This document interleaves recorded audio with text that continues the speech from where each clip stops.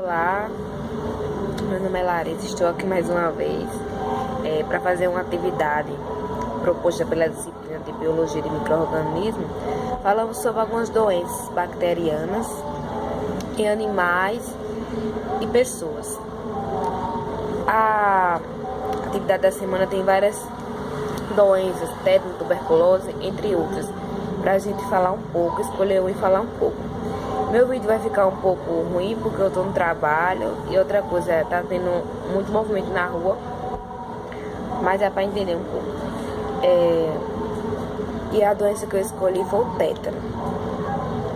Então a gente vai falar um pouco sobre o que é o tétano, como é transmitido o tétano, como a gente se pega se for de pegar, quais os tratamentos, a patologia, como se desenvolve no nosso organismo e entre outros tópicos que ao longo do vídeo vocês vão entender. Então, o tétano é uma doença aguda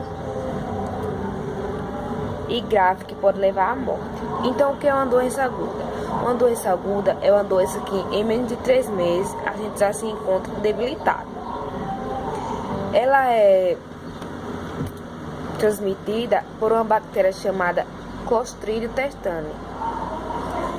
E onde é que podemos encontrar esse Clostridium tetani? Nas areias, no solo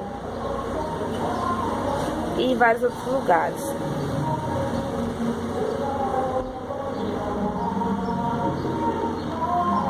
O Clostridium tetani é uma bactéria gram-positiva e anaeróbica do gênero Clostridium. E o que é uma bactéria anaeróbica? É uma bactéria que não cresce em presença de oxigênio. E as gram-positivas a gente já viu no vídeo que eu coloquei a semana passada, que a gente entendeu mais ou menos o que é uma bactéria gram-positiva. Sim, outra coisa bastante importante é que o tétano ele não pega de pessoas em pessoas.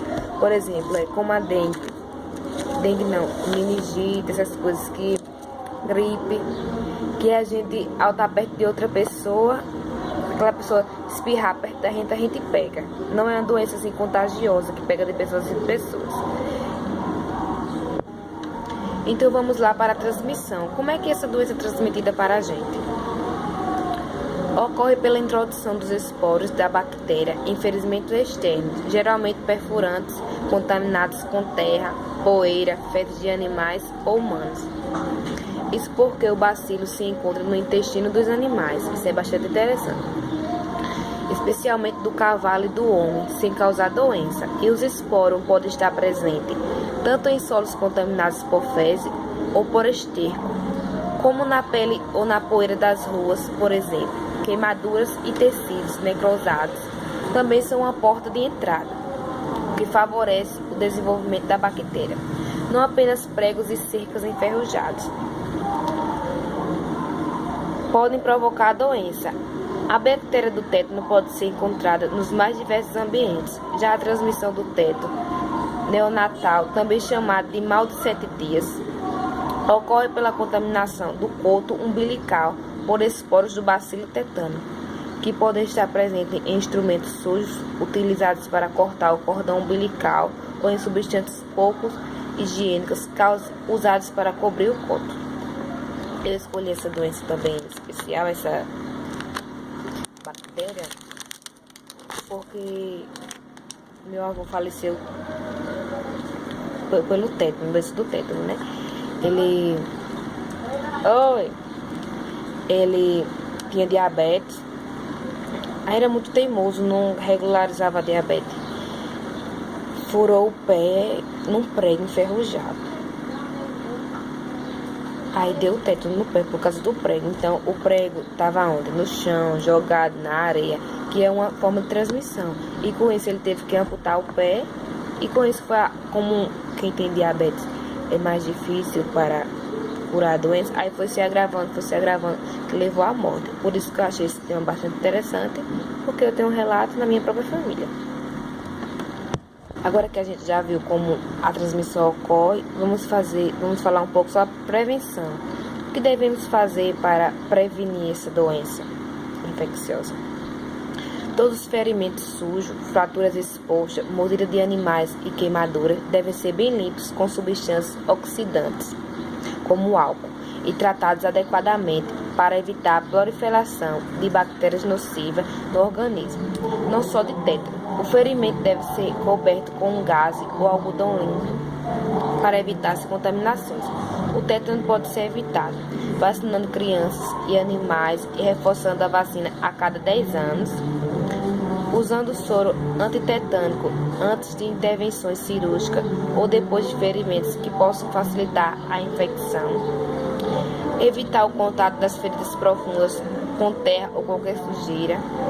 Cuidar da asepsia do instrumento cirúrgico e da asepsia das feridas. Desinfetar tão cedo quanto possível feridas recentes dos esquinos, eliminando os objetos pontiagudos que possam causar ferimentos acidentais. Quando alguém se fere profundamente e não faz a higiene necessária, os médicos solicitam a aplicação do soro antitetânico para que o tétano não se desenvolva. Esse cuidado é muito importante, porque a toxina tetânica tem afinidade pelo sistema nervoso e pode levar a pessoa à morte. O soro é uma preparação com anticorpos já prontos para o uso de defesa do organismo. Então, toda vez que a gente estiver fazendo uma cirurgia, é a preparação dos médicos, passar o soro, o álcool, fazer a limpeza daquela nossa pele. Sim, para essa doença infecciosa existe a vacina. Então, a vacinação, vou falar um pouco agora sobre a vacinação. A vacinação é especialmente importante para menores de 5 anos e maiores de 60 anos, porque são as pessoas que têm a imunidade mais baixa, menores de 5 anos e acima de 60 anos, que são as principais vítimas fatais da doença. É recomendado que as grávidas tomem uma vacina de reforço, caso não tenham tomado nos últimos 10 anos. A vacina tetravalente tem 99% de eficácia e também ajuda a prevenir gripe tipo B e coqueluche. Segundo o calendário de vacinação da criança, recomendado pela Sociedade Brasileira de Pediatria, a vacina contra tétano deveria ser administrada em 3 doses aos 2, 4 e 6 meses, respectivamente, e depois reforçada aos 15 meses, entre 4 e 6 anos. Então, se a gente não fizer esse acompanhamento, tomar essas injeções desde pequeno, não se prevenir com aquelas prevenções que eu falei, pode ocorrer algumas coisas, algumas expectativas que não são benéficas para a gente. Sem tratamento, 1 em cada 4 pessoas infectadas com tétano morrem. Então, esse é um dado muito importante e muito grave, né? Porque 1 em cada 4 pessoas com tétano morrem, infectadas com tétano morrem. A taxa de mortalidade dos recém-nascidos com tétano não tratada é ainda maior. Com o tratamento adequado, menos de 10% dos pacientes infectados morrem. As feridas na cabeça ou no rosto parecem ser mais perigosas do que as feridas em outras partes do corpo, pois estão mais expostas. Se o indivíduo sobreviver à fase aguda da doença, a recuperação é geralmente concluída. Episódios não corrigidos de hipoxia, falta de oxigênio, causado por espasmos musculares na garganta, podem causar danos cerebrais irreversíveis. É importante estar ciente que tomar a vacina não torna o indivíduo eternamente imune à doença. Alguns anos após a primeira dose, é preciso tomar a segunda. Então, a gente tem que fazer todo o acompanhamento. Não adianta só tomar a primeira dose da vacina, tem que concluir todos os processos da dose, para assim estar realmente imune à doença. Então, a gente viu como se pega a doença, né? Vamos dizer assim, ao longo do vídeo, como se pega a doença, quais as medidas de prevenção a gente deve ter para evitar, como ocorre o tratamento e como é a prevenção, a partir de injeções de 2 a 4, 6 meses, depois a 15 meses, depois de 10 anos. Vimos também que pessoas com menos de 5 anos e acima de 60 anos são as pessoas que podem mais pegar a doença. E como ocorre nos animais? A doença existe o tétano dos animais e das pessoas. Então agora eu vou falar um pouco sobre como ocorre nos animais. Animais de fazenda como esquino, bovinos, cabras e ovelhas são mais suscetíveis à doença que humanos. Há 3 formas clínicas distintas do tétano: local, em comum, cefálico, é raro, e generalizado, o mais comum de todos. O tratamento generalizado é aplicado em 80% dos casos.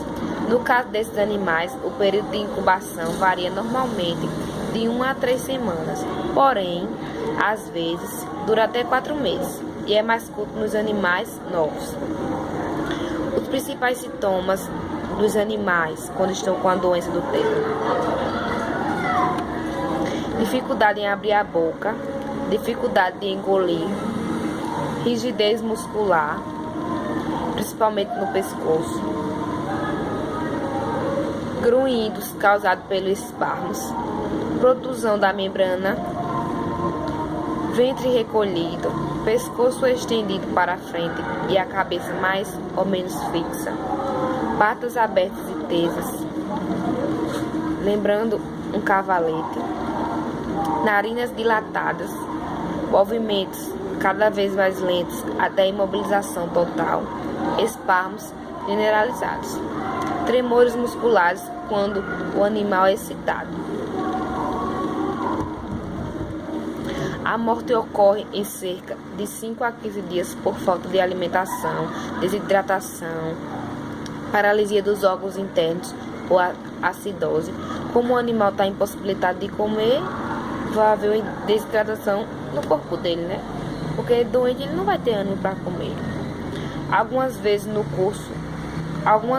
curso do tétano pode haver desaparecimento temporário dos sintomas gerais, que se chama remissão, o que dá uma falsa impressão de melhora do animal. Só que não, isso é